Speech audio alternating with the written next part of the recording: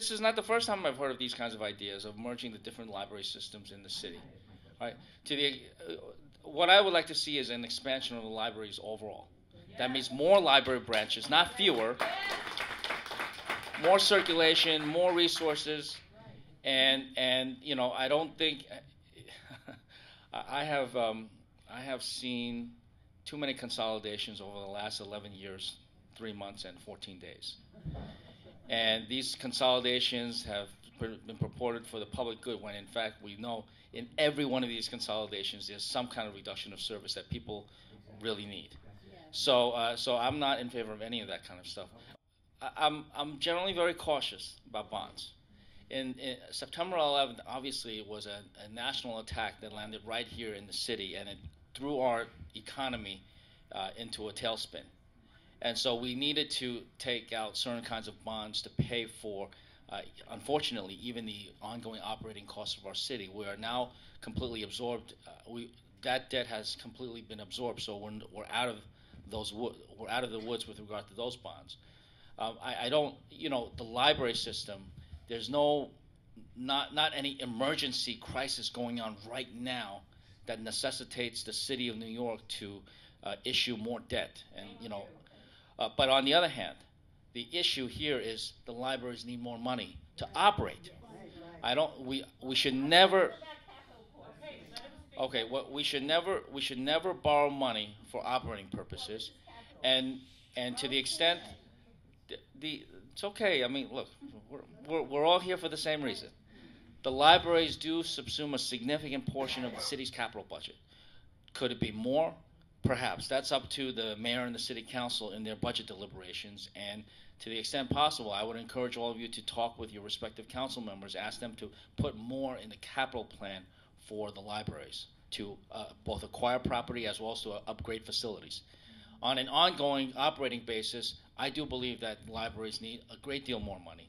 And I think it's just ridiculous. It's just absolutely ridiculous that we have this budget dance year after year after year, where the mayor in the springtime announces his budget plan, and it always includes the closure of fire companies, reduction of after-school programs, and significant budget cuts to our libraries. And it's this budget dance that gets everybody worried and frustrated and upset.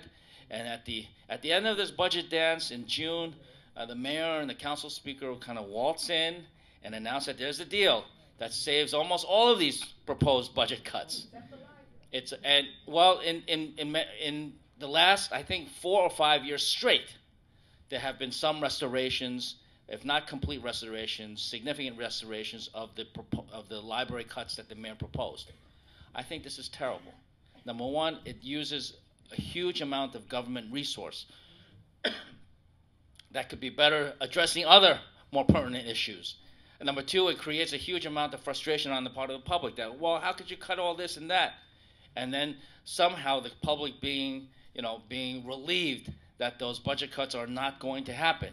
It's like going to a sale where everything's 50% off, but the day before they jacked everything up 200%. All right. So it's kind of like this illusory. It's a fake dance, and most importantly, it distracts the public from the rest of the budget, because the budget dance revolves around $300 or $400 million every single year. The city's budget is $70 billion. For the last 12 years at least, I see the budgets year after year after year being minor tweaks along the edges, and not really a re-examination of our city's needs and priorities and potential resources. So this budget that I call a budget for the people identifies $15 billion of needs over the next 4 years, and $15 billion of revenues that we can raise to take care of the $15 billion of needs. And part of this is, and there's 70 different proposals. I encourage you to go online to my website. This budget is there. 70 specific proposals, one of which is a full and permanent restoration of library funding, so every library in the city can be kept open 7 days a week. The price tag for that is $35 million a year. And in the richest city in the world, when we're constantly told by the mayor every year, we don't have money for this or that. And then after this budget dance, actually we do have money for that. Let's stop playing games. And let's actually put the resources of this city where it's really needed. So let's permanently restore and forget the budget dance. Stop frustrating people unnecessarily. Put the money in there so the libraries can operate not just at current levels, but restore the 7-day status for every single library. And I'll take a look at the capital budget too to see what additional capital needs could be funded in the near term. But I'm also an advocate of accelerating capital plans. There are many libraries to be fixed, upgraded, or even built in the city of New York over the next 10 years. The capital plan over the next 10 years has I'd say tens of millions of dollars in capital funding for our libraries spread across the city. Some of these are very distant into the future. I've advocated accelerating as much of our capital plan as possible because, number one, we need the libraries or the schools or the improved parks now. Number two, it puts people to work. It really does.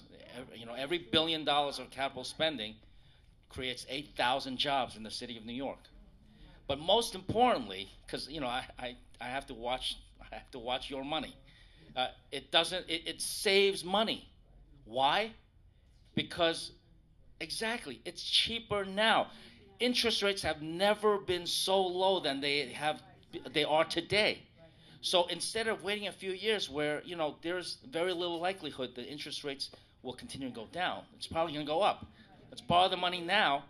We wind up saving money in the long run. And so I've been able to convince City Hall to do $1 billion of this, and in fact that plan is progressing. But I think we have the capacity to do more. Borrow the money now, we actually wind up saving money in the long term, getting these facilities up online now and putting people to work. So there are a lot of common sense budget things that we could do in the city, and I never like to hear we don't have the money for this because I see hundreds of millions of dollars going to big companies and private developers, and that's our tax money. And I'm not saying that stuff that they do isn't important, but it becomes a matter of priorities. And I think what people actually want on a daily basis is far more important than trying to support those corporations out there. So with that, I'm sweating because I'm under real time pressure here, but I didn't want to miss today's meeting. And this is a weekly meeting, so I expect when we have more information, even if it's not definitive, I will come back and give you a report on what we have. Okay? Thank you very much. I'd like just to acknowledge that Senator Velmanette Montgomery has entered. We have a surprise angel. We have Senator Montgomery here. Senator Montgomery has written me, has called me, and has put me in a headlock. Believe it or not, do it. To make sure that I'm on top of this library issue. And even though I won't be here for the rest of the meeting, Dan Campanelli from my office is here to take in all the input that you may have. Okay? Thank you so much. Thank you so much, Comptroller John Liu. Again, we bless your efforts. We pray for divine protection for you. John Liu.